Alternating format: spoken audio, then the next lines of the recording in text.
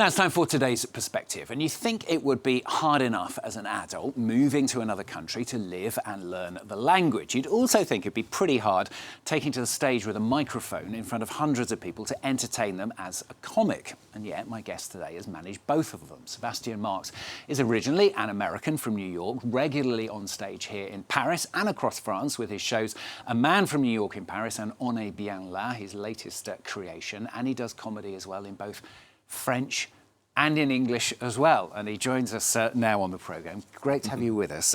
First of all, before we talk, let's have a little clip to give our audience a bit of an idea about what kind of comedy we're talking about. And I love voting in France because here in France, you guys have that, what do you call it, a choice with your politicians. It's great because we don't have that in the United States. Like in France, like the last presidential election, there was 11 candidates. In the States, we have 2 candidates, McDonald's and Burger King. That's it, okay? Well, in France, you have this whole plethora. You have everything. You have from Karl Marx to Adolf Hitler. You have everything. It's great. And on top of that, in France, you have what they call le vote blanc. The white vote, meaning you vote for no one. That means that they're French people who wake up, who get dressed, who leave the house, and they're like, no. No to everything. You're proud of that too, aren't you? Leave it to the French to be fun over like 11 choices, like it's all shit. Just to be honest, the first time I heard a vote blanc, I thought that meant like you vote for a white candidate. You know, like in the United States, we voted black for 8 years, and then afterwards we voted orange, you know?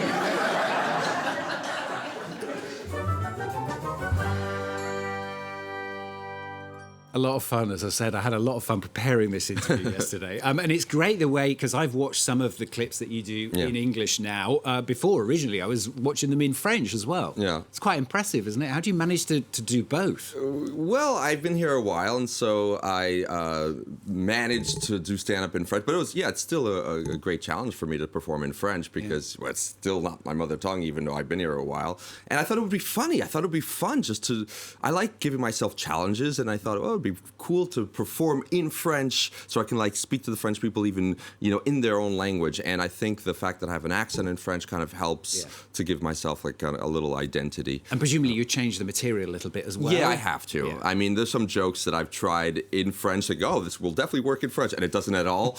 I was like, so I wrote different, you know, lots of my English material and French material are not necessarily the same. Yeah, no, I can understand that. That makes a lot of sense. I mean, you spend quite a lot of time taking the mickey out of the French. Yeah. One example I saw, you're talking to the French audience about the horrors of their own language. Just for example, over the French word for water. Yes, E-A-U. Yeah. To make the O sound. It's crazy, this language. It was created by artists of abstract expressionism. I mean, it's ridiculous. And so, especially because I was learning French when I came to France. I didn't know any French before coming here. And so like I had to learn it from scratch. And I think that my observations about the French language are things that might seem obvious to someone who's not a French speaker, but I think to the French people, they're like, oh yeah, of course. Like I had a perspective that was interesting, I think, for them. And so I kind of played on that. And you also talk in one of the shows about where you went to when you first came to France and the kind of ideal name of the place, really. Yes, I followed a French girl to a place called Toulouse, which obviously means Toulouse. Yeah, and yeah, I make the joke about, and that's another example of something that the French didn't realize, that the city of Toulouse in English means perdre, means to lose, and that's a joke already. Yeah, exactly. I mean, you don't necessarily think about it when you think of Toulouse, but of course, how it works. I mean, you're not just taking the mickey out of the French. There's quite a lot of that in there, but you're also taking the mickey just as much, virtually anyway, as out of the Americans. Yes, I like to. I mean, I don't want to just make jokes about the French because, you know, well, I come from America. There's lots of things to say about America. Yeah. And you know, I'm very critical of lots of things that are happening over there too. And so, yeah, I don't want to just be the American that talks about French. Also, I mean, I talk about France and the U.S., but I also talk about my personal life, you know, also more on a personal feels like I'm with a French woman. I have bilingual kids now, and so like I talk about the family life as well now, and so that's fun too. And how does it go down with French audiences? Because is there not a little bit of that audience that thinks, who is this, upstart who's turned up from New York and is not preaching to us, but is talking to us in this way? Well, whatever you want to say about the French, I think they have a sense of humor about themselves. I think they also are annoyed by French people. French people can also be annoyed by French people, and so I think they're pretty relieved when someone else comes along and talks about the French people. And of course, like especially on social networks, I'll have people who complain and say, "Go back to your country, American." But most of the people that come out to see me are happy, and they laugh about.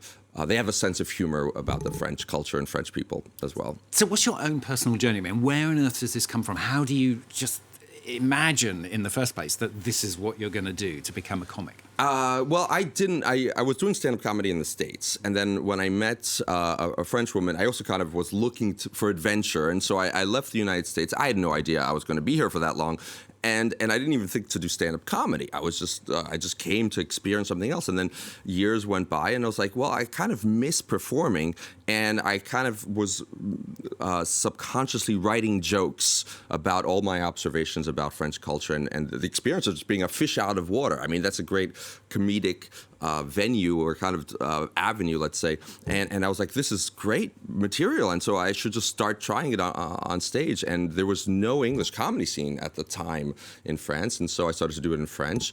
And then I saw it started kind of working, and I decided to continue doing it. And so years later, I'm still doing it. And do you think it appeals to everyone? I mean, as I say, I find it very funny being a Brit who came to France, not speaking a word of French 15 years ago. And you start off, and it's like, why do these people not think the same way I do, and that kind of thing? And that's where a lot of the humour comes from. Isn't it? So I think I have lots of people who are not even French or American come to see the shows, partly because just the experience of being, as I said, like a fish out of water is very universal, and finding yourself in a place where you don't understand the culture or what people are saying, and that's lots of people are in this situation, and I think that finding humor in that's important, and it helps to feel, well, I'm not alone in this experience also. And I think that's helpful, and lots of people come out for that. And is there always new material? I mean, you've just finished, haven't you, a second big show, if you like, on a Bien là. Does it just take the theme further in this? Yeah, it takes the theme further, but as I said, like further, but also more personal. I think as stand-up comedians, it's good to evolve by digging deeper, and so it's digging a little bit deeper. It's a little bit more personal than the first show. The first show was kind of talking about me coming to France and becoming French, and lots of observations about French language and French culture. Today is like, no, I'm here now. I'm installed. I'm living here. I have a family life now. I have a job, and so it's talking more about my life today, but beyond just being an expat, but also talking about just what it's like to be a dad. I'm in my 40s now, so it's like, what is that like? Yeah. So I'm trying to move on from that theme as well. Yeah, and some of the clips I watched as well are from when you're actually touring around France, and you managed to adapt the act to where you are. I noticed one was about Rouen Cathedral, which, for those who don't know, is not very white, is it? It's very black. Yes, well, the one in Clermont-Ferrand. Oh, it's Clermont-Ferrand. It's black. It's made out of volcanic rock. Yeah. And so every time I perform in a city that's outside of Paris, I make jokes about the city. And what's interesting is that every region of France has their own local language and dialect, and I take out a list of these words, and I ask that audience to help me translate these words in real French. And it's interesting, and that's like a little improv I do with the audience when I'm in another city, and that usually goes over well. It's fun. That was the next question. You like involving the audience? Yes. Yeah. Whether it be in French or in English. That can be dangerous as well. It can be dangerous. There's always a risk, but that's what's fun and interesting. What's interesting is that I have lots of people coming from abroad, and it's always interesting to see how is an American in Clermont-Ferrand, in the middle of nowhere, France, how do they wind up there? And that's often interesting. And whether I find a joke or not, I think even the French people in the audience are like, oh, wow, there's someone from St. Louis right next to me that I wouldn't have known if we didn't talk about it. So next projects then, New York Comedy Night is something you do. The New York Comedy Night's actually a English comedy night that I've been running. It's actually the first English comedy stand-up night that in Paris that I started over 10 years ago, and now it's still running. And because it's been so long that I've been running it, so many comedians, sometimes famous American and British comedians, who are coming through Paris to get in touch with me, and I put them on stage. So I'm the host. So I do material, but I also have other comedians, and that's a great comedy night every Saturday at 8:30 at the Petit Palais de Glace. At the Palais de Glace, which isn't too far from where I live, so From, I shall look out the tickets. Great to have you with us on the programme today. Well, Thanks thank very you. much for coming in and talking to us, Sebastian Marx. Palais de Glace, then, if you want to go and see him, if you happen to be in Paris over the next few weeks. Thanks very much.